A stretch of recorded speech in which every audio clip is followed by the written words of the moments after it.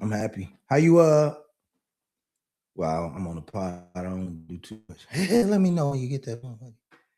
It should let you in now though.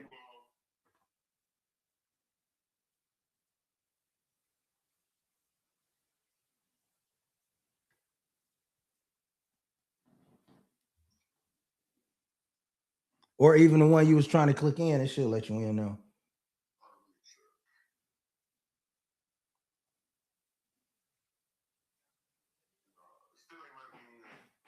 What the fuck is going on? Say, oh, the old, okay, okay. The new one.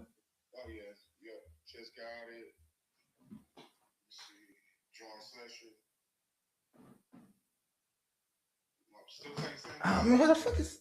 All right, bro. I'm pissed off.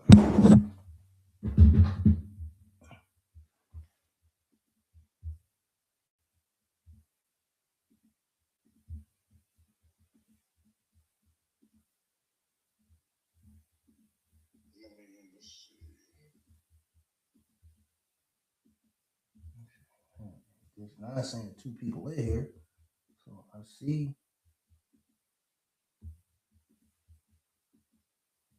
It's showing you what's going on.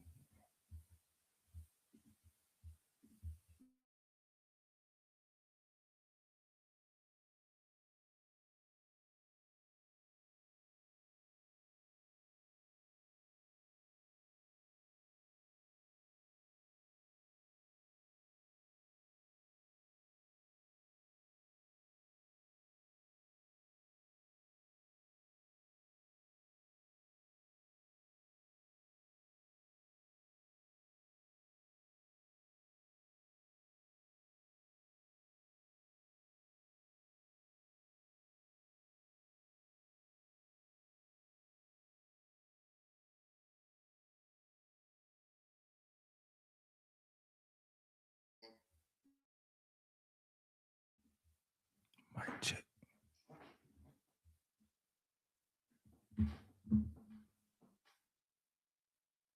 I'll figure this out right now.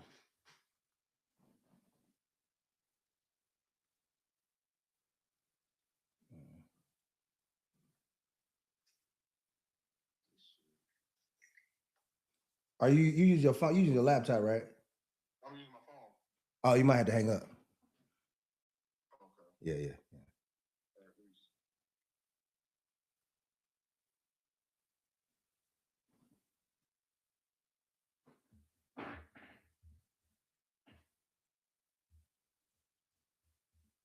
Mic check. 1 2 1 2. Mic check.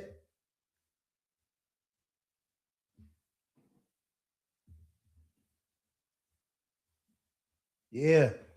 Yeah. There we There go. he is. That's what I'm talking about. Hey, Flint Town in the building. What? Right. What's happening, my brother? What's going on, good brother? How you doing? Let me turn you down I'm just a all little right. bit. Liking that Tigers hat. You know, I got to represent. I got to show love to Detroit, man. Them niggas always take care of me. So I'm interviewing a Michigan legend.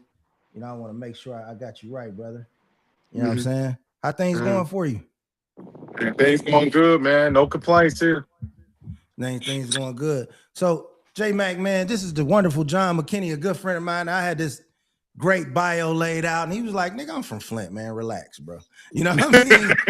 But I do want to say this, man. Like, this is probably one of the most genuine men I met in AAU. Right?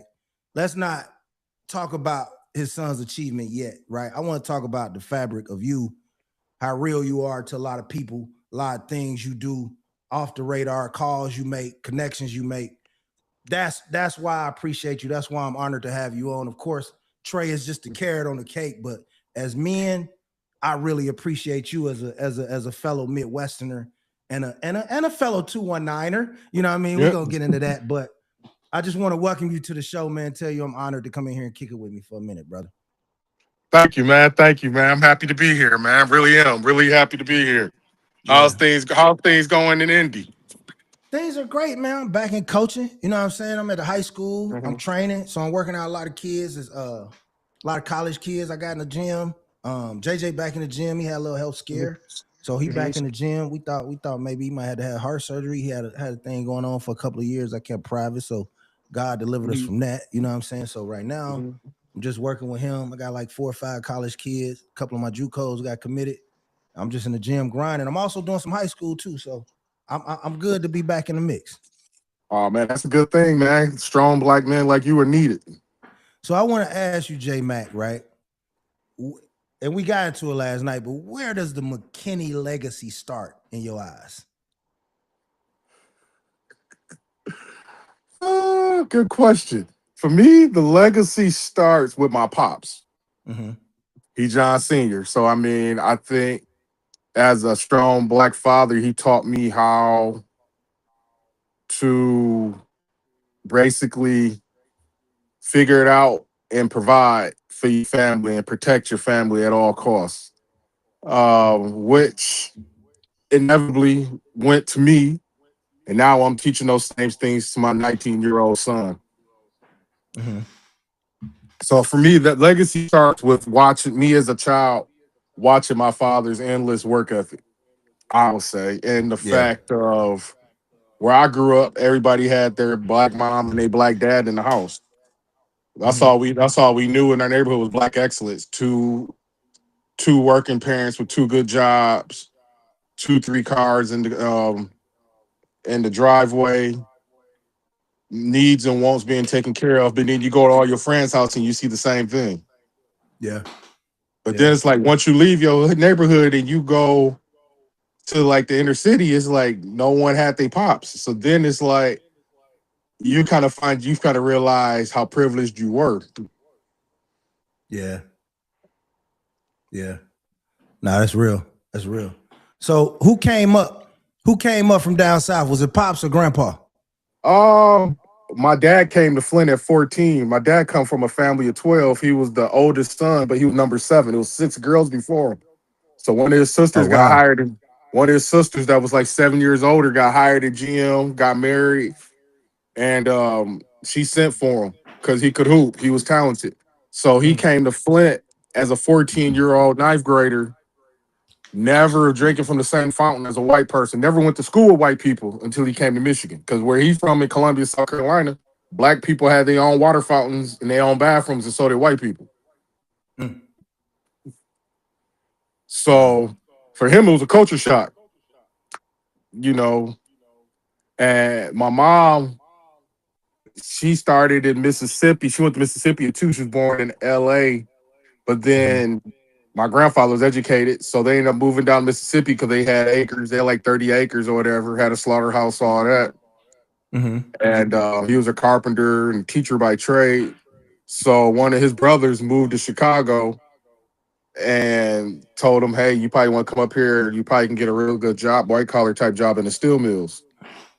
And he came here and he got hired straight in the steel mill.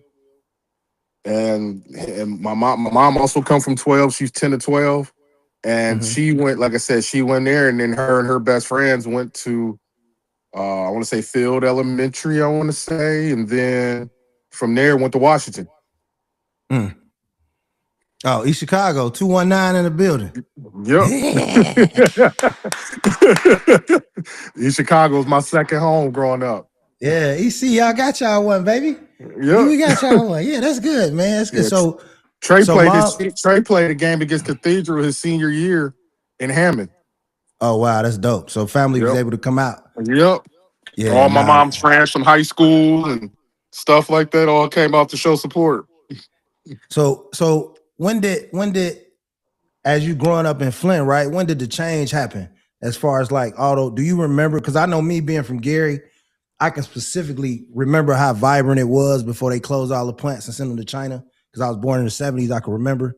But do you remember when the transition from Flint? Because one time Flint, you could get a grade straight out of high school and buy a house in a year. You know Yeah, what I'm so saying? it's funny you say that. My dad was 19 when he bought his first house. My dad worked for the city. He graduated in 73, and 2 weeks later got hired in the city of Flint as a garbage man. A year later, he bought his first crib. Damn. Um, my mom graduated literally and came on a bus the next day to Flint and got hired in the shop a week later. Mm. So I say all that to say, like, they was getting to it, so to speak. I Yeah. remember in the night, I think I was telling you yesterday, the day before. I remember in 87, 88, people getting paid $30, 50 cents an hour just to turn a screw. I remember you told me. Yeah, you Yeah. told me. Yeah, you And told. they would strike every year. Like, Yeah. and I think that's what killed it. They started striking every year because of not enough AC. It's not enough percentage of AC in the building and stuff like that. Yeah. And one thing after another, they started taking shops out. Like I remember Yeah. people from living all over Michigan. We had a place called Buick City that was in the heart of the hood on the north end. It was 5 miles. It was the biggest shop ever in the United States. No And shit. like I said, people from all over worked at Buick City. Because they made Buick, all Buicks was made in Flint, in the heart of Flint, which is now Crack Alley. But it was, like I said, every Buick ever built up to like 2000, maybe 2004 was built on this street called Industrial Street. Wow. And all the Chevrolets were built like from where I live, like maybe a half a mile away from me. It's called Chevy in the Hole. Like at one Hmm. time, it was like 20 shops in Flint proper, not suburban Flint, not rural Flint, in city limits. So at one time, like people tell you who really know politics, especially back from like the Reagan era, the big three saved America in Reagan's first term. No, I didn't know that. Yeah, I didn't know yeah. that. Well, I was gonna say, I say that to say before the economic collapse in 2007, we had a county next to us. The county next to us to the south was the second richest area in the United States. Hmm. Um, you probably hear people talking about Oakland County. Yeah. Yeah, That's where the that university is, right? no, it's in Washtenaw, which butts up to it.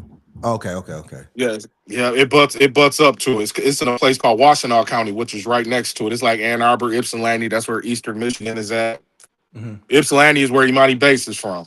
Okay. Yeah, I've been up to Yeah, Yipsy. I've been to the yeah. base Okay. facility. Yep.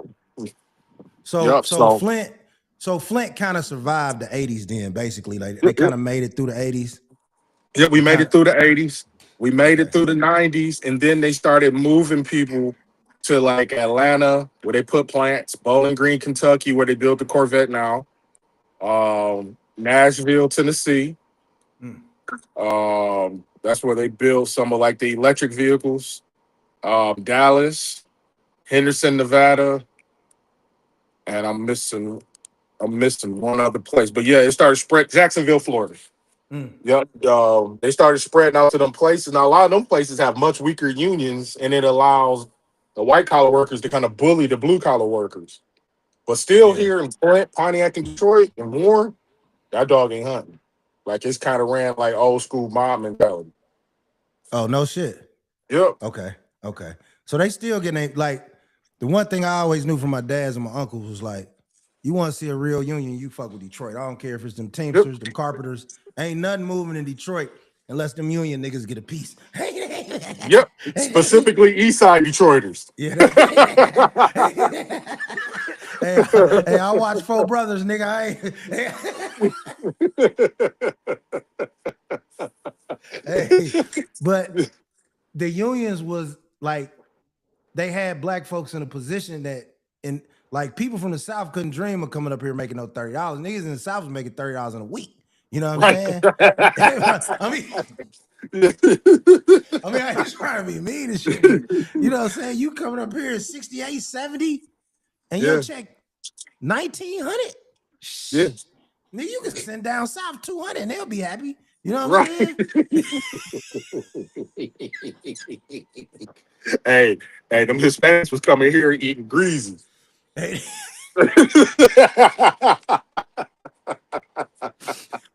Yeah. In little places like Hamtramck and Flint and stuff like yeah, that, them yeah. Hispanics was eating greasy. They was feeding whole families. Dead No ass. shit. Yeah, Yep. yeah. Damn. So in the 2000s, is that when they closed Buick City? Yes. Like around 2000, 2001. Yeah. Oh wow. So what high school did you attend in Flint, big dog? Sure. I went to Flint Hamady. which is Okay. like half mile right outside the limit. So basically, it's like a mile, not even a mile, like 3/4 of a mile from Flint Northwestern, which a lot of people probably remember from Glenn Rice and Jeff Mm. Greer and Calvin Tolbert, et cetera, et cetera. Um, like I said, back in them days, the 80s, the 90s, the 2000s, for its size, Flint used to pump out as many athletes as a place like Oakland, California. Hell yeah. Yeah. Like people talk about the rise of basketball in places like Dallas, Houston, and Atlanta. If you talk to most of them kids, their grandparents, their parents are from Flint and Detroit. No shit. Yep, because of the shops moving. Oh, so a lot of them went back down south. Yeah, Excuse me. Yeah, that's a great point. Yeah, so a lot of that Dallas pipeline that down there is from the Michigan people moving down there. That hoop yep. culture. So, one of my favorite was Antoine Joubert from Flint. Well, he was No, from Detroit. he from Detroit. Okay, yeah, that was one of my. Was Gary Grant? Gary Grant was from Flint, right? No, Glenn Rice was. Okay, Glenn Rice. Okay, that was kind of my first. I'm a '73 baby, so I remember more like I was big. Joe Bear, Antoine, Gary Grant, Tarpley. You know what I'm saying? Like Yeah. that's when I first really started paying attention to the game. Then when Glenn Rice, Sean Higgins. Let's talk about some of the Flint Hoopers in the '80s. You know what I mean? I'm gonna put you on game. So in high school, these guys was on the same team. Andre Rison, he was all Mm, state in baseball, basketball, football. mm. You had Mark Ingram Sr., who also played. That's Mark Ingram, the running back's dad. Oh wow, okay. The one that went to Yeah. Alabama. Yep. He from Flint too. You had Jeff Greer, who played on the '84 Olympic team. He played 15 years in the league. You had Anthony Pendleton, which was like a star at U.S. Southern Cal. Then, like I said, you go over across town, and you probably remember this name, Terrence Green, T. Green, who Yeah. played at Yeah, DePaul. DePaul. Yeah, T. Green. Hell yeah. He Yeah, played with Comma G's. Hey, you get me yeah, excited like a kid. yeah, Hell yeah. yeah. So Yeah, that's one. yeah. That's one of my big roles. T. Green. Was he there with Strickland? He might have been there a Yes, little. yes. So Yeah. Strickland, T. Green is Strickland daughter's godfather, and vice versa. T. Jr. Wow. is Strickland his godfather. They best friends. Wow. Yeah. Strong. Two Yep, guard. Bucket. yep. Yeah. You got me reminiscing my college days, my young days when so that's the older generation. That's the first set. What classes, Yeah. what years are we talking about now? So we talking 84, 85, 86. Okay. Who was second Um, generation? Second generation, I'm probably going to say second generation tough. I'm probably going to say that's probably my generation, which is the Charlie Bells, the Mateen Cleaveses, Morris Peterson. Mm, Um, mm, I know I'm forgetting some names. Jarvis Mitchell, who played at Fairleigh Dixon, but now is a big time AAU coach on the girls' side. Um, you had dudes back then that were going JUCO that would be D1 in any other city. That's just how deep the talent was. mm. Yeah. Um, and then you had the generation after that, which was the Calvin Torbers, the Desmond Farmers, the Anthony Robersons. Jesus Christ. I didn't know Anthony Robertson was from Flint. They from Saginaw. They 20 minutes Saginaw. away. Okay, Saginaw. Yeah, they Okay. were the same conference. Same conference. So you had Flint, Pontiac, and Saginaw all in the same conference. Okay. That's some good Yes. hoop, brother. Yeah, it was some good hoops. So the league here called the Saginaw Valley was like one of the 10 best conferences in the country. Then you had the PSL, which was all the Detroit public schools, and they was Mm, tough. So yeah, for like I said, for a city its size, like we had guys that were average here that would leave and go other places and be the guy. no shit. Yeah. Yeah, So let me it's ask fun. you. It's funny you say that. It's funny I was talking about this because I always tease my other indie guys. I always say the best talent in Indiana, far as hoop, is the 46 miles between Michigan and Illinois. Yeah. And I say Yeah. even the white boys in Valpo and Chesterton and all them, they don't play like everyday white boys. Yeah. Like, the talent and the coaching is better. Like, we know how to coach in Northwest Indiana a little better. Like, The best black coaches in the history of Indiana, you know, or even white too, like come from pretty much Northwest Indiana. I don't care if you're talking about Pop, you know what I'm saying?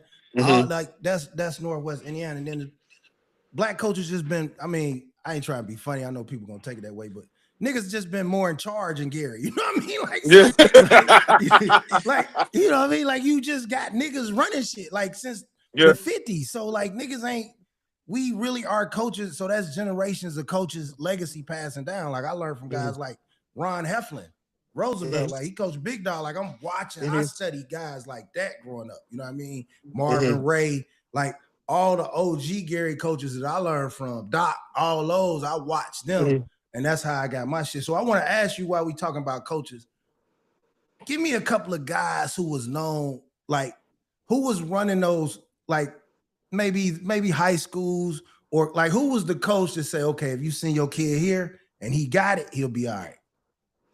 Tony Holiday. Okay. Shout out. That was Matisse and Antonio Smith and Robert Smith's high school coach. He took care of a lot of guys, got a lot of guys D1. Also was a white guy at Flint Central named Coach Gooch. Like he always just took care of guys over at Central. Cause like in my day, we had four big high schools.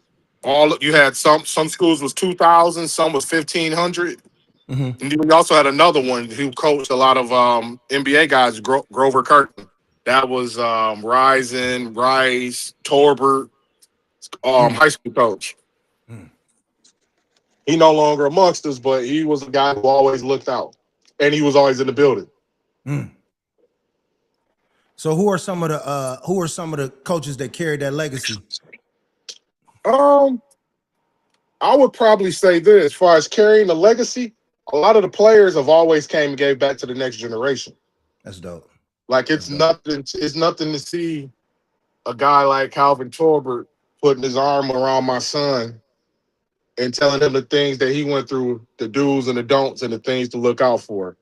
Yeah. It's nothing to see a Glenn calling a Trey or Calvin Tolbert's son that's at Bowling Green out as a freshman and saying, hey, watch out for these pitfalls. Or, hey, when I come home, we getting in the gym.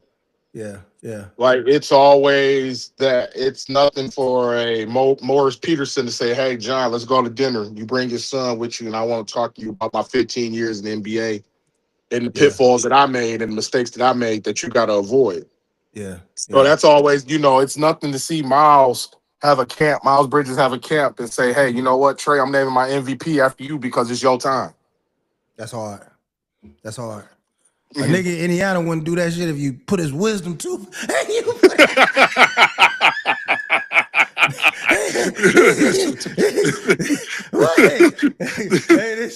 This shit would be the Otis Bird song, Larry Bird MVP till 2026, nigga. These niggas is not giving that shit up, bro. Like, that's the difference. Like, Michigan, y'all reach down for the next generation. It don't matter. As long as he from the soil, y'all embracing him. I even can go for Detroit. Rashad Phillips has always guided Cheeks. Ever since he was a baby.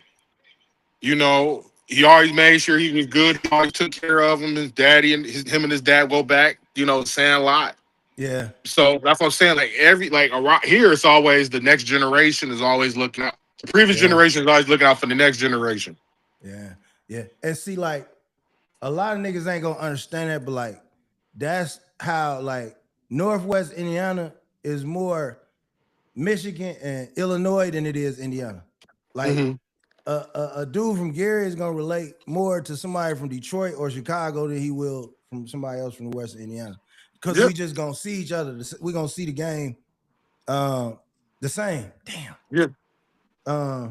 That's what. But you know what? That's why I've always had respect for the Teague family, because every time I see Pops, he always say, man, y'all Flint, Detroit, Saginaw guys different. Y'all really true to your own, y'all true to your soil. He was just like, you don't find that a lot no more when you especially in the basketball community. Yeah, but he got the power to change it. What the hell he telling you for?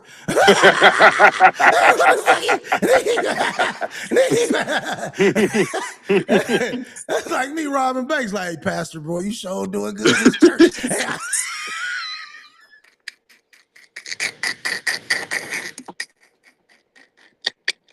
The fuck? I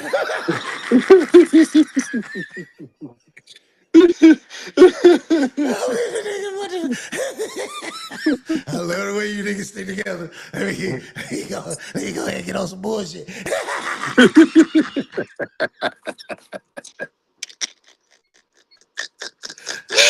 fuck? Oh, look at that shit. Well, look, back to Michigan, man. Listen.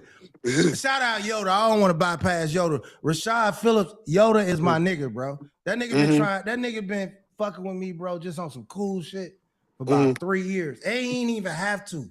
Like, this one, he was on Fox telling niggas to draft Trey Young, and he was still like, hey, yo, what's up, man? I see what you doing. Like, so, like, Yoda is a nigga who anywhere, he could get anything. That nigga call me, nigga, on some shit and be like, hey, can you pick me up from the airport? And I'll go get him. That's how much respect I got for him. You know what I'm saying? And then just the moves he made in the game. So shout out Yoda. Shout out, like, I fuck with Detroit. Like, Detroit is my kind of city because it really ain't no in between. Michigan is my kind of place. Like, you got a reason to be here. You're going to respect niggas. And if you respect niggas, you good. I don't care how violent the area is. If you respect niggas, you good. That's what I like about Michigan. Nah, that's good. That's good. So, as growing up, I want to ask you, when you had Trey, right? Did you already have like, okay, this is my plan, this is the route we're gonna go, or did you just kind of freestyle it with all sports and let him just kind of fall into it? So this was me. His mom is 5'10", 5'11". My pop 6'7", her dad 6'3". I know he gonna be tall. I know I was gonna have tall kids. So I said, you know what? My rule has always been, even for my daughters, you gonna do something. You should not about to sit up under. So I said, you gonna be tall. So the first thing we need to do is some soccer. Yeah. Learn how to use your brain. Yep. So we did soccer, and then he was really good at it. And then literally he was like 6 playing 10U. And all of a sudden, we put that ball in his hand, and it was just like, fuck everything else. That was him. And I kept trying to point him to football and different things. He'd be like, I'm good. I'm good. That's good.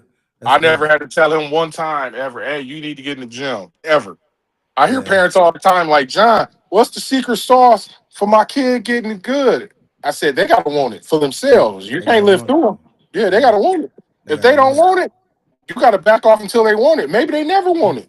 Maybe they never want it.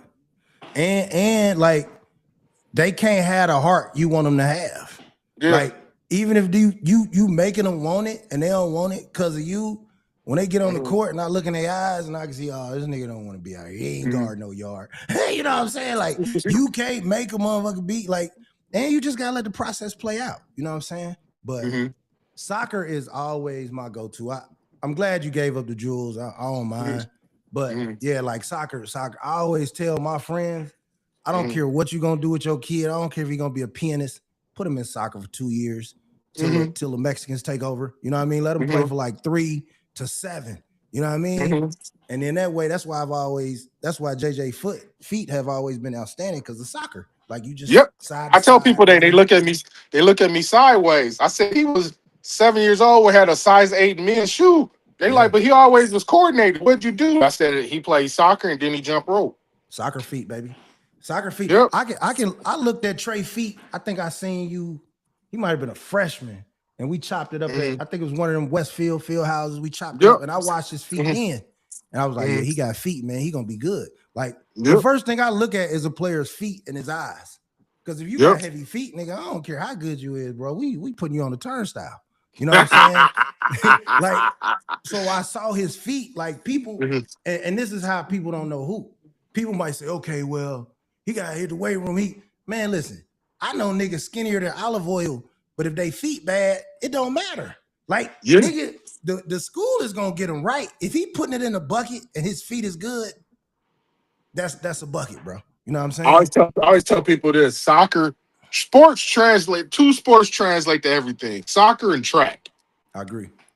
And the thing is with soccer allows you to not play from. It allows you to play from angles. Hoopers can play from baseline, the top of the key. Soccer guys see it, and they see any angle. They can do anything, anywhere. Great point. Because of their feet. Great point. Great point. That's a great point. Hey, but that's Flint education, all right, boy. Y'all shit now almost like Gary. Hey, that shit. Hey, you better be glad they ain't let you go to school at EC, boy. I'm sorry, Chicago. Y'all know how we get out. but nah, man. That's real. That soccer, bro, is because what happens with soccer is like you get used to running, right? You take a kid, bro. You just been letting this nigga be on his iPad, kicking it. You know what I'm saying? Eating Takis. You chilling. You in the club. Then you like 7. I want to sign Tay up for something. That nigga can't run 100 yards. It's over. You know what I'm saying?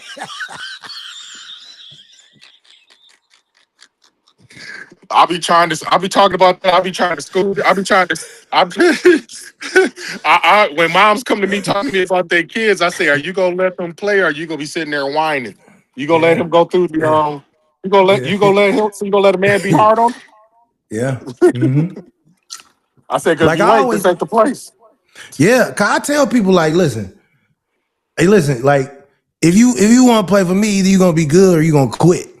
Like, I ain't really know, you know what I'm saying? Like, if you don't want your kid, because to get to where you need to be, you damn near gotta punish yourself. Yeah. You know what I'm saying? So if you ain't willing to punish yourself to be better, because you're not gonna embarrass me. You know what I'm saying? So if you don't want to get good enough to punish yourself, then you ain't go play for them niggas that go to parties all the time. Because I'm all I do is coach basketball, date my wife, and pod. Like I don't like you have, and a lot of with coaches too, Mac. That's what I love about. Like I got a couple of guys in Detroit right now I could go get some work from because it's always 15, 20 niggas in that area that's in the gym 24/7 because they trying to get the next one. Like y'all already thinking, okay, like who are 28s? Who are middle? They was telling me about A-Cuff in 7th, 8th grade. Yeah. You know what I'm saying? So like A-Cuff and Trey started hooping against each other at 7 years old. That's big. Like, that's big. So when I tell people the story, I said they never was friends until they played together. Yeah. Because they was used to competing. Yeah. They both was type like, if you don't play with me, I don't fuck with you. Like, so yeah. You know, and so it was crazy, like how they ended up playing with each other. Like, Trey was at Mean Streets having the time of his life, and basically was one of them calls like, look, it's time that we put the two best kids in the state together. Yeah, they're young, and let them go play up.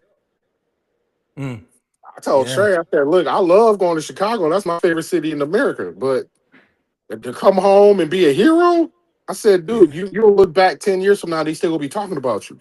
Yeah. And another advantage y'all got, bro. I ain't mean to cut you off. I'm sorry, but I just won't forget. The biggest advantage y'all got too is, I mean, let's be real. Y'all Nike program is in an urban fucking area, bro. Yeah. You know what I mean? Like it's ran by black folks. You know what I'm saying? So they got the interests of black kids at heart. Now, if you white and you can play, it ain't like we finna segregate you. But nigga, we just not finna let you on here for DEI either. You know what I'm saying? Like y'all make y'all kids earn it. Like I ain't looked at a kid that I can recall, not at the level. Now I done seen some small single 2A shit, but I'm talking about elite AAU, elite high school. I can't remember a lot of times I seen a kid on the floor in the Detroit, Michigan, Flint area that didn't earn it. That's the difference. I can watch 10 basketball games in Indiana every Friday night, and I can show you 2 to 4 kids that probably shouldn't be out there and why they out there. That's the difference. So I study things like that, and that's why I always have the reverence. So that last year y'all played with the family? Yep. The last year and a half, we played the first 2 sessions of Main Streets, and then the Nike rules, you can always switch after the second session. If not, then you stuck. So after the second session, Trey was just like, I'm coming home. And we didn't tell nobody. Only guys who knew were the high ups at Nike. Okay. And the mugs walked in. I'll never forget. They walked into Dallas. They played Christian Anderson, and them. They played for one of the Atlanta Skill Factory. And when I tell you, literally in 5 minutes they was practicing together. It was before the game even started. That place was packed. No shit. Yeah. I'm so happy for A-Cuff too, man. Like, I hated the little shit came out. Motherfuckers trying to knock his draft stock. Like, I fuck with that family, man. You know what I mean? Like, I root. you see the type of dad you'll root for, even without Yep. knowing him. You know what I'm saying? If I Yep. see his dad, see the mom, you know what I mean? Like, Mhm. yeah, like we need to see if some American kids win. Like I always root for Black American kids, especially if they're from the Midwest. You know what I'm Yeah. saying? Like we need to get more kids through there. So that last year, he hooping, he playing well. How did you and Trey like? Who were your top three?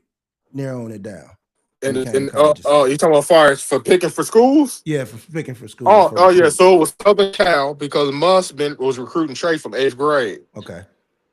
Eric Musselman. And Georgetown. Ed Cooley, strong black man.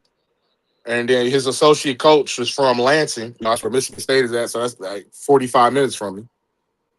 You might remember LaDante Hinton played at Providence. I remember him. Left, yeah. So he from this way, and Oh, he nice. He was nice. yeah, I yeah, didn't know he's from Michigan. I didn't know that. yep, yep. So I thought honestly that's where he was gonna go. Because Trey's mom, she a Howard grad. You know how them HBCU folks be. They be crazy rabid about their school. Yeah. And it was Michigan, That's good. and here up till Glenn was the last guy from Flint to go to Michigan. Okay. And I was 40 years, to then. So a lot of people in our city and area was shocked because no one had ever in recent time ever turned down Tom Izzo here in Flint. But for me, it was like when you know better, you do better. Yeah. And I just don't like the way he talked to his players. Like father to father, I can't. You're not about to sit there and be cussing my kid out. That's what people. That's what you're not going to be doing. And I mean, you ain't got to kiss his ass, but at the same time, I mean, it's just certain things you just don't do. Yeah, exactly. Yeah, and I just, like I said again, I just couldn't. Like I said, I thought he was going to go to Georgetown. When he told me, like, at the last minute he was going to Michigan, I was happy, but I never pushed it because Juwan was on him early. Juwan offered him Christmas Day freshman year. Oh, that's right. Yeah, and he was the first early offer from Michigan in some years, like since like Webb. So That's when I was in high school. Yeah. Damn.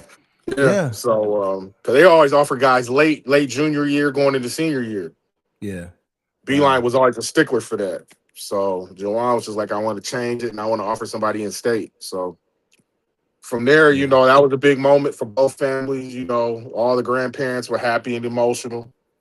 Yeah. And slowly thereafter, probably 3 months later, I think Michigan State offered. But by then, Ohio State, Indiana, Illinois, LSU, Texas, a lot of them that already offered. Yeah. So it's kind of late to the party, and we right here in your backyard. Yeah.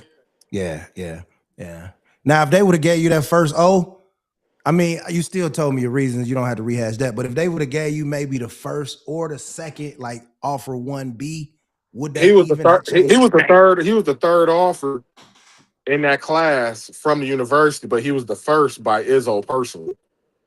Okay, that makes sense. You know how assistant coach, the assistant coaches offered, and then the head coach offered.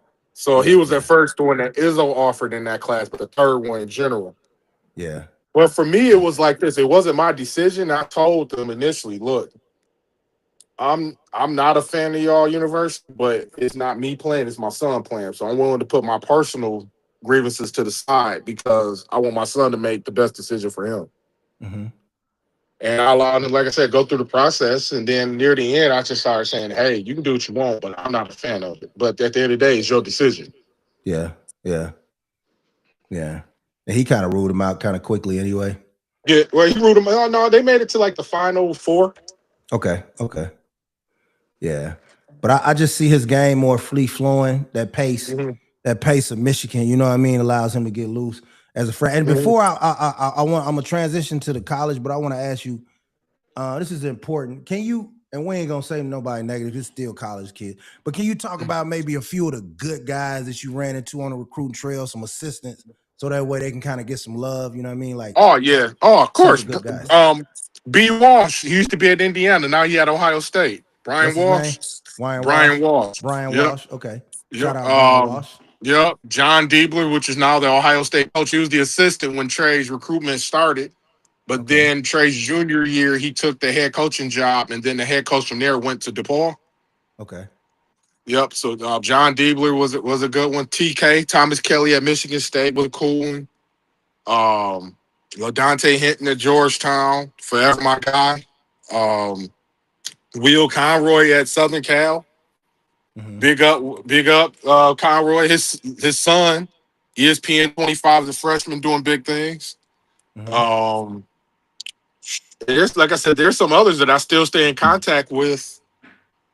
Tim Anderson. He's no longer at Illinois. He was Trey's recruiter at Illinois. Real good dude. Dennis Gates, the head coach at Missouri, great guy. Dennis Great. Gates I at mean, Mizzou. I like Dennis yep. Gates too. That's the brother down there in Yeah. Mizzou. Yeah. Now, His wife and Trey's mom graduated from Howard together and was friends. oh, that's good. That's good. That's Yeah. good. That's good. I root for him too, man. I met him. I think he had just got the job. I don't know where he came. I can't remember where he came from. He came from Cleveland State. Cleveland State, exactly. And I saw him at an event. I was talking to somebody. He came out his way, introduced. He was just like he had like most coaches. He just dude talking. You know what I mean? And I was talking to somebody new. He spoke. He introduced himself. Asked me how my day was going. Just little things like that show you the character of these coaches when they don't need nothing from you. Now, I know you're a risk taker, big dog. Is it anybody that they need to stay away from, or you kind of want to leave that alone? You good? I'm good because I believe everybody's Journey is different. everybody's track is a little different. Like what might be bad for me might be great for them. Good point. Good point. Good point. Good point.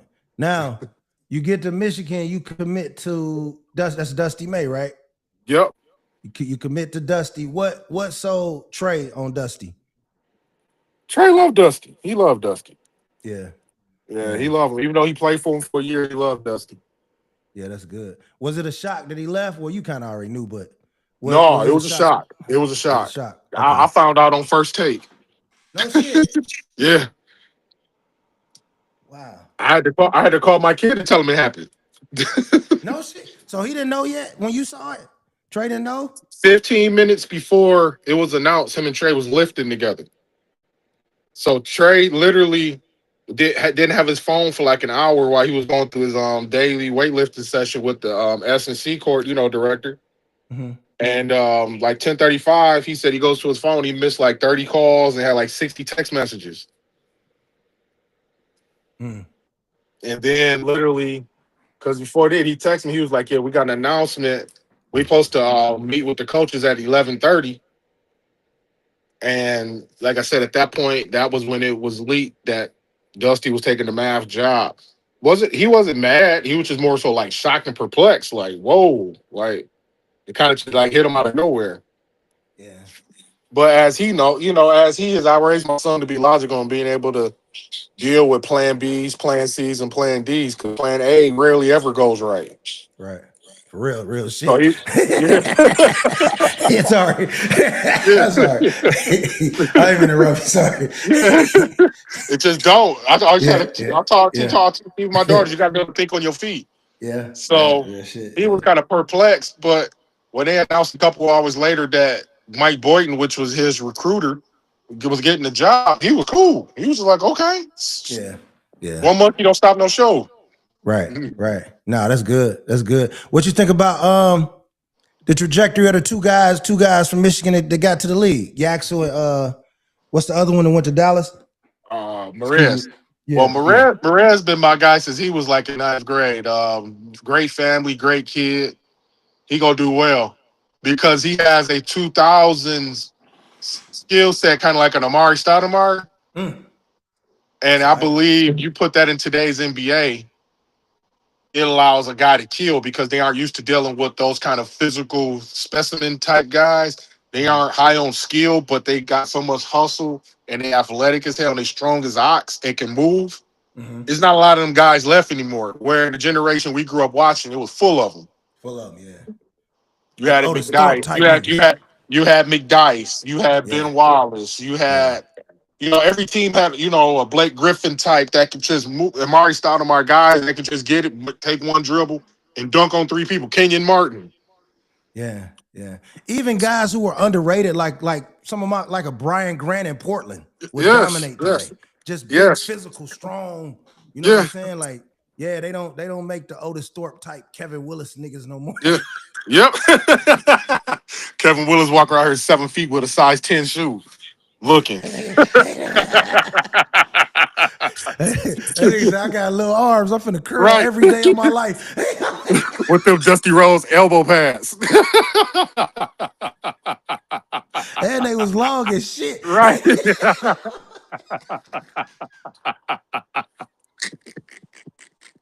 Nah, man, that's good. So what about Yaks, man? How you think Yaks gonna be out there, man? Man, I think Yax is the new age. And when I say this, people will be like, huh? He a new age Derek McKee. I like that. I like that. I like that. I like McKee was nice. Yeah, Nice Alabama, yeah, Alabama yeah, bullet. I like him. yeah, yeah. Mhm. Long Derek six McKee was nine. like one of the Yeah. guys that was like 6'9", 6'10", that was able to guard across the board Mm-hmm. and could score Mm-hmm. a little and could facilitate a little as kind of like a secondary ball handler. Mm-hmm. Yeah, I see that with him. And him being at Golden State and being able to learn from Draymond is a cheat code. Yeah, yeah, yeah. And the spacing, Curry, the spacing, getting to play with Yeah, Curry.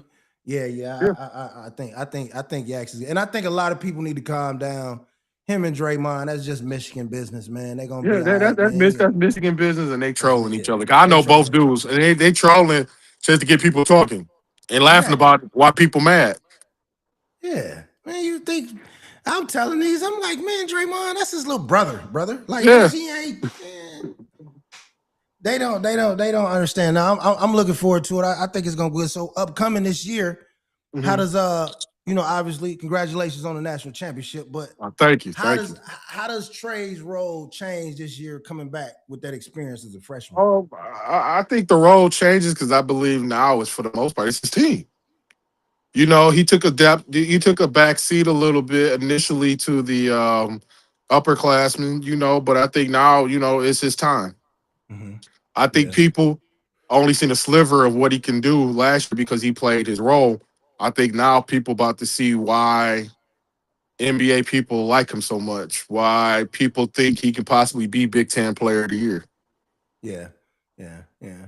Like some of the stuff he's able to get off in some of them pro runs, he couldn't really get that off last year because of the FGAs and his Yeah, role as a freshman. You know what I'm saying? But yeah, I think this year people see the bag. You see that you going mm, because he scores effortlessly. He just wasn't mm, taking a lot of shots. You know what I'm saying? yeah. So now I agree with you, man. I think it's gonna be a big year.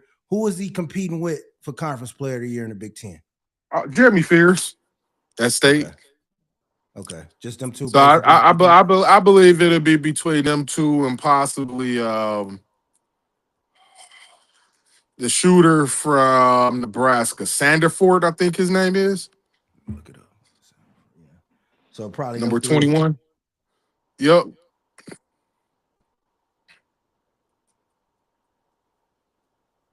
Yeah, yeah. He gonna be all right. So, but now I like Trey too. So I'm definitely we're gonna see how the year go. Is he out of here after this year? Hey, if everything go like it's supposed to plan, they got him lottery, so we'll see. We'll evaluate at the end of the year and take it from there. But the way it's looking, if he do what he's supposed to do, it's gonna be a good chance he gone. Yeah, yeah, yeah. I think he should go like that sophomore year. And then he's still young. Trey's only what, 18, 19? 19. Yeah, yeah, yeah.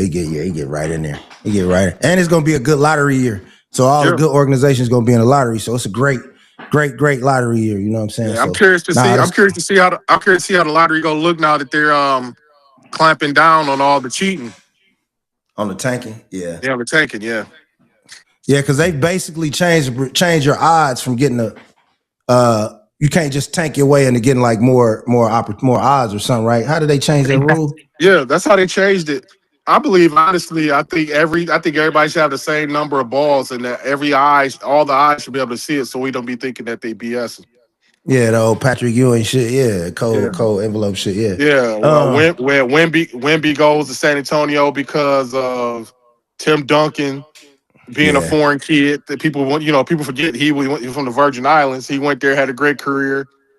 Yeah. Now Ginobili went there, had a great career. Parker go there, have a great career. It's just all of a sudden Wemby goes there. Come on now. Yeah, exactly. They funnel the foreign kids to certain organizations, OKC. You know what I'm saying? Like Mm-hmm. if they think of a foreign, most of them like San Antonio, like Wemby was a star, man. You know, San Antonio, that's where they was gonna put him at. You know what I mean? Like, Mm-hmm. yeah, it just happens like that. But I think at the end of the day, I want to ask you something, man. And this is very important. It's a conversation going on the internet. Do you think there has been a decline in American basketball? Yes, and this is why we've made it to where we're treating kids in middle school that are supposed to be prodigies and developing like divas. We've made them uncoachable. We've we've killed them socially because we sit there and the word I want to use might not be appropriate for the air, but for less but for a PG term, we sit there and we ride them. You can fill in the blanks. Yeah, yeah, yeah, yeah, yeah. Yeah. And just for the record, you can say what you want to over here, John. So like Oh, okay. Yeah, yeah, yeah. yeah, yeah, yeah, We sit there and we dick ride these 13 and yeah, 14-year-olds, yeah, and I don't think we need to do that. They're still kids. yeah, yeah. I agree. I agree. So we Yeah, I kill agree. them. We kill their maturity. We kill these young black boys' maturity. Basically, it's like we tell them they shit don't stink. We're killing. Like I said, we're killing them. Yeah, My son was a 5-star. That dude still had to come home, rake the leaves, take the garbage out, shovel the snow, cut the exactly. grass. Exactly. He stopped doing that once he graduated from high school. Yeah, And that's why he's competitive, and that's why he get after it the way he yeah, do. Because I kept him yeah, a child. yeah. Exactly. Exactly. Mm-hmm. And with Michigan is easy because y'all kind of know each other. The Mm-hmm. system is set up and it's easier to kind of keep weirdos away from them. You know what I'm Oh yeah. saying? Yeah, yeah. It's very easy to, I think I would like to add to that. Mm-hmm. I totally place the blame on adults, but we Mm-hmm. also don't have, once the money came in and the popularity and the cameras came in and the dopamine from being involved or standing next to a nigga you just met 2 weeks ago, calling him big little bro, like Mm-hmm. I think that's what kind of, because we have no standard set of regulations. Like it shouldn't Mm-hmm. be like this is the process in Michigan. They take care of their kids, but then in Indiana, the EYBL team get to pick and choose, and then this high school coach get to that. We need a regulated system, right? What are the trials? What's the criteria? What's the rules? Like who's governing amateur basketball? You know what I mean? Because it's ran by, you know, relationships, obviously, right? But it's also Like ran ours by. was a little different. Ours was different because the guy Speedy, big up Speedy, Mm-hmm, and Ryan that run the mm-hmm, family, he always been an NBA guy. He was a guy who's worked over 20 years in the Detroit Pistons front office. Now he's over the G League Motor City Cruise. So it always was ran from more of a professional way, an exactly. organized way. But everybody ain't him. It's less of him and more of the clown who just happened to have a killer that could hoop, getting an organization. Yeah, yeah, And yeah, him getting kids who can hoop all right, but they mama bad. So every kid he getting, mama bad, and he knocking them down. I mean, let's keep it 100. We both Oh been yeah, in yeah. it. Oh yeah, yeah, yeah. Oh, I can tell you some EYBL directors that was down there running red lights, 500, 600, trying to thinking they attached to a fucking, a nigga that's gonna get drafted. He don't even get drafted. Like a lot of these niggas is sexual deviants too. That's a lot of shit people be scared to talk about. But Now you preaching. man, come on, bro. These niggas is horn dogs, untrained horn dogs. And so a lot of them get in a position and be like, hey, well, you let me come through there. I'll make sure little Timmy get in there and start. Mm-hmm. Well, that's what I'm saying. Like we need clear we need a moral compass around basketball. That's all I'm saying. Like I don't. Yeah. You can do it. Michigan people can do what you want, but it's no way that the family should be ran this way, and then Indy Heat should be ran this way, and then all Ohio Red ran this way, and then you know what I'm saying? Like it's just Yeah. kind of like if Indiana had the same structure in place, and well, it would never have because we don't have the same quality of niggas. So that's Hey, what I'm saying. but Like, I'm gonna tell you, like in Indiana, the one thing I noticed this is different. Like my guy, and you, I'm pretty sure you cool with him too. My guy, Dame Howard, had progeny for all those years. It was hard for him. He would get the kids that would eventually be the killers, like a Trey Lyles, and then the big dogs would grab him from him.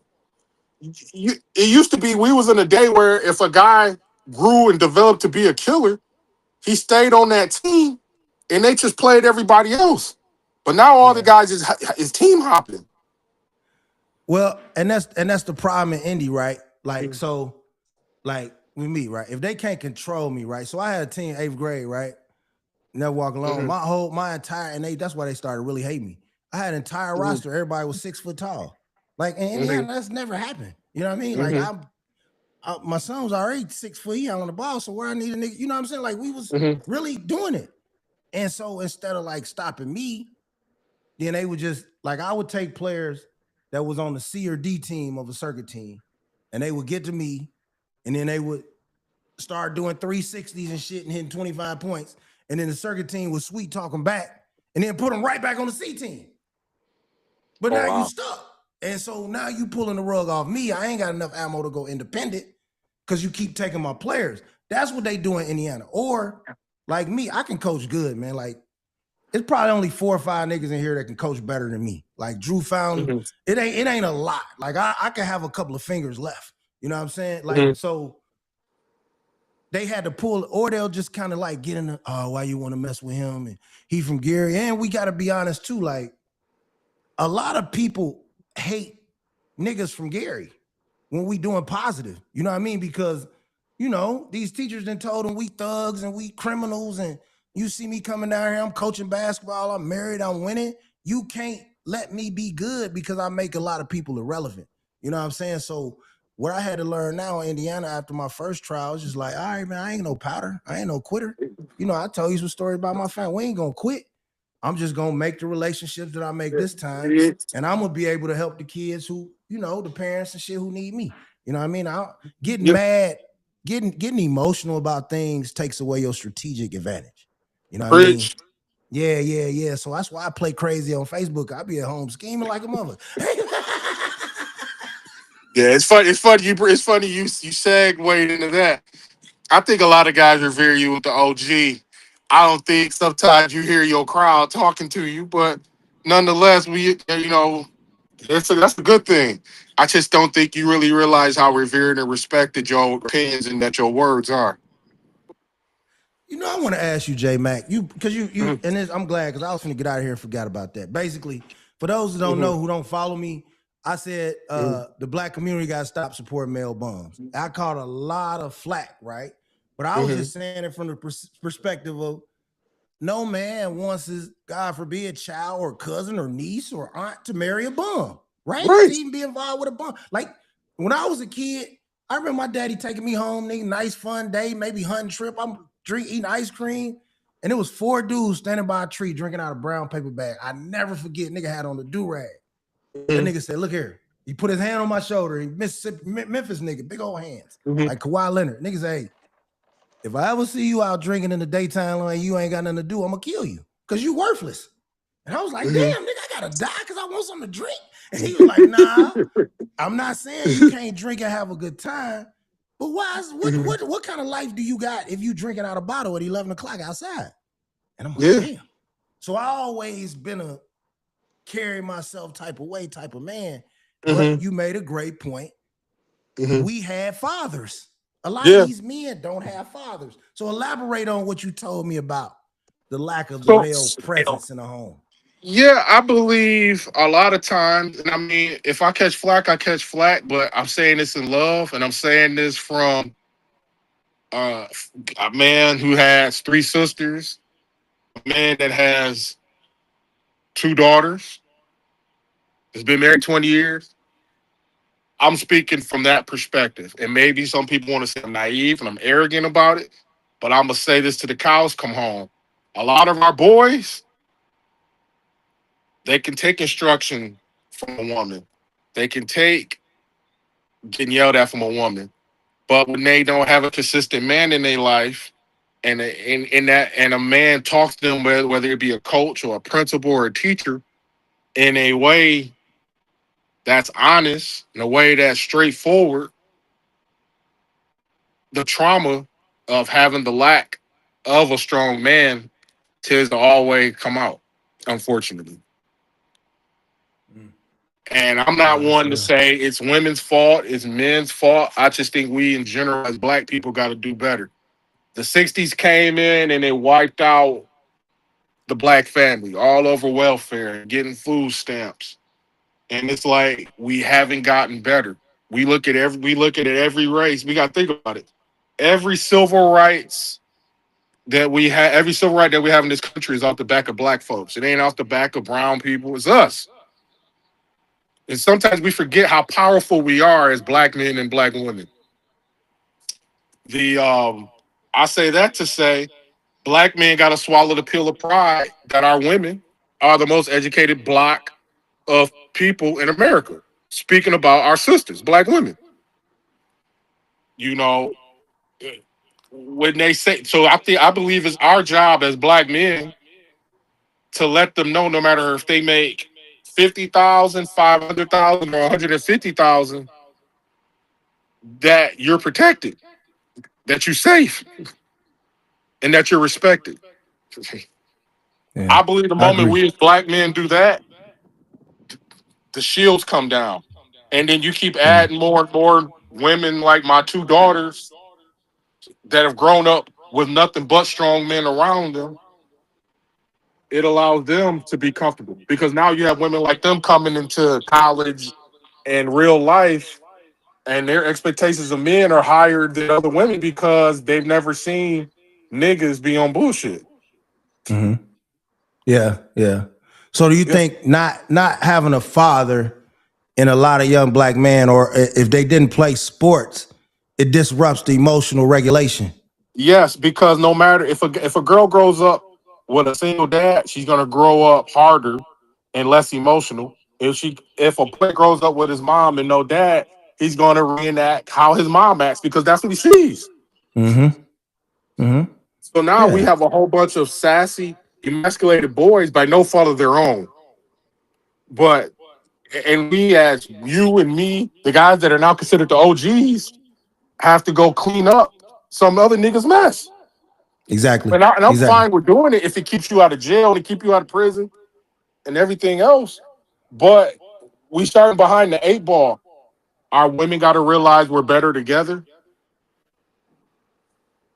Period. I'm not like So I let me, said. let me I'm not one to come to criticize black women. I come in love.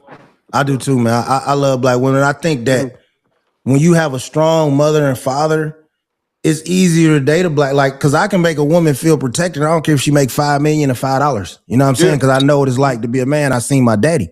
I seen Hmm. my uncles. You know what I'm saying? So it's different, man. I think that they incentivized the black man get out the home, then they sent our jobs over there, then they gave us the drugs, then they penalized Hmm. us for the drugs. You know what I Hmm. mean? Then they gave us the music, then they led us with the music, then they Hmm. brought the immigrants and gave the immigrants all the benefits we should have had. So Hmm. it is a lot there, right? I agree, Hmm. right? Hmm. But my only knock was to men who just wake up and say fuck it. Because Yeah. if our grandfathers would have accepted that fate, we'd be somewhere in Mississippi, nigga, throwing a nickel at each other. You know what I'm saying? Like, Yep. You ain't lying. That's why I'm laughing. but that's what I'm saying. Like, if I would have accepted Yeah. my fate, a nigga would write me. I start podcasts to get my voice heard. I do other things. I'm not gonna accept the fucking that the world's giving me. What's that tape? Was that the Ghetto Boys when Larry Hoover was like, I'm gonna wiggle my ass a little bit. Like, I just, you know what I'm saying? Like, I gotta get Hmm. out of there. You know what I'm saying? You're Hmm. not just gonna dictate. If I'm alive, I'm gonna do whatever I can. I don't care if it's waking up at 4 in the morning to work out, make my family food, get a third job. I want to try to be the best I can be. So that's all I'm saying. And maybe my message is wrong. That's why I appreciate you. But let me ask you this, J Mac. And you, my friend, this is why I'm glad I can ask you when I got you on here. Why do so many men, black men, first approach with disrespect? Is it like a home training or like an education? They approach other men or women. Yeah, like me. Like I might say something like, "Hey man, I help the kid." Oh, well, it's first off, it's multi. The answer is multi-layered. First is trauma of lack of a man. Okay. Then it's the one man that I actually follow, I respect, I somewhat look up to, just hit me in the chest verbally, was saying, "Hey, this is what it is." They don't see that it coming from a loving place. They don't see it's coming from a tough love place. Only thing they see is it's another nigga that's sitting here telling me about myself. If your wife had that same message, they wouldn't say anything. Right. Right. It's the unannounced trauma in the black community. They wouldn't say anything. Yeah. Yeah. I agree. And it's like, I thought this nigga was cool. Why is he telling me to pull my pants up? Like, no, I want to see your butt, nigga. Like, I'm sorry, I'm not. And that's what I think a lot of times dudes see me and I'm younger. I listen to music, I kick it. Bro, I'm in my 50s. My daddy was born in 1937, bro. I don't like ignorance. Like, I don't want to, like, I believe in speaking to every human being with the respect that I want. So that way, when I don't get it, I can get the fuck away from you. It's a simple, process to me. So I'm a try to explain it differently, but I also tell niggas like, man, no, be you. Yeah. I like that too. I do like that I can kind of bounce this off of somebody because, like, I don't want it to be the extreme, like, fuck these niggas. But, like, nigga, like, if you sitting there watching your girl go to work, nigga, and you driving a car all day, nigga, at least fill out an application. Nigga, go work in the laundromat or something. Get a screwdriver, nigga, learn how to cut grass, HVAC, you know what I mean? Roofing. It's a lot of shit you can do. And don't get me wrong, like, when I was coming up, a nigga that had to be the brightest, but you could graduate high school being a welder. You can't do that no more. You know what I'm saying? Right. You could graduate high school being a carpenter. You could graduate high school being a body shop tech and go right in the shop. So they took those programs from us. So, like, without the structure of the black family, the black man, you got drugs, you got temptation, and you ain't got no opportunities unless you taught them. You know what I'm saying? Yep. And then the music, like, a lot of these, like, I work in a school, J Mac. Like, I've never seen so many illiterate kids. Like, I'm from a generation where the dumbest nigga could read. Yeah. You know what I'm saying? Like, I never met a nigga illiterate. I'm from Gary. I met some dumbass niggas, but if you called on them, they'll be like, the washers. They still was gonna get it out.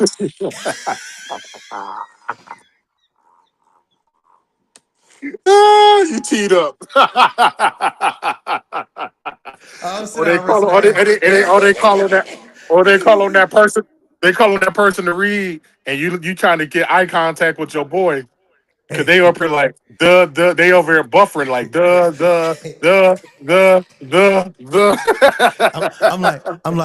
I'm like J Mac, wake up! They just called on this dumbass nigga. And now that same dumbass nigga on Facebook, I looked at the nigga post. I said, "My nigga, you type like you stutter." You know what I'm saying? Like, what the what? Wow. I'm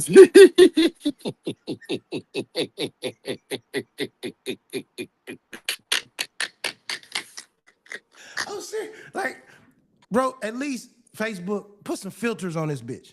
All right. If hey, is a nigga married? Okay, I can only see married people. Does a nigga have a water softener in his house? You know what I mean? Simple shit.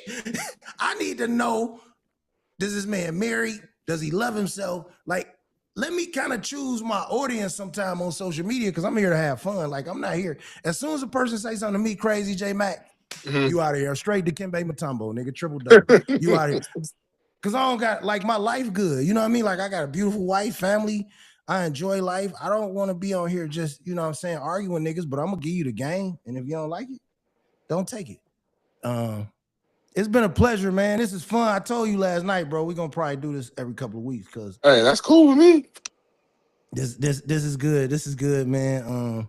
What you got playing the rest of the summer, J Mac, before I let you get out of here? Oh yeah. Shoot. Let's see. A couple weeks heading out to LA to the Nike Skills Academy with my son, and then from there, gotta get my daughter. Gotta take one daughter to Ann Arbor to go to college, and then my youngest one to be a senior. So I got to help her start her senior year. And So we'll have grown kids in the year.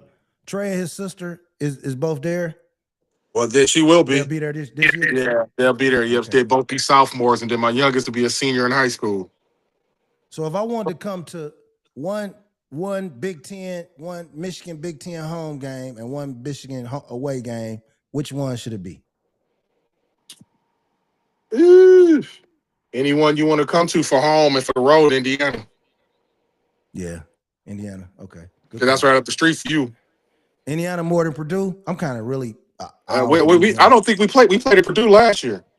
Oh, that's right. It's 90 teams now. You don't even play, nigga. Yeah. I forgot. No, so it go home road. Like we play Ohio State twice, we play Minnesota twice, and we play Little Brother twice. That's it. Okay. Yep. And then everybody else is like a 1-to-1 home and away, like high school play here. Okay. Yeah. So like when we go to the West Coast last year, it was Oregon and Washington, and then last year UCLA and USC came to Michigan and played us in state. Now this year we both got to go out there. And then like the same applies to like Rutgers and Maryland. Yep, Maryland. Yep, Maryland. We go to Rutgers this year, and then Maryland comes here. We went to Maryland last year. Okay.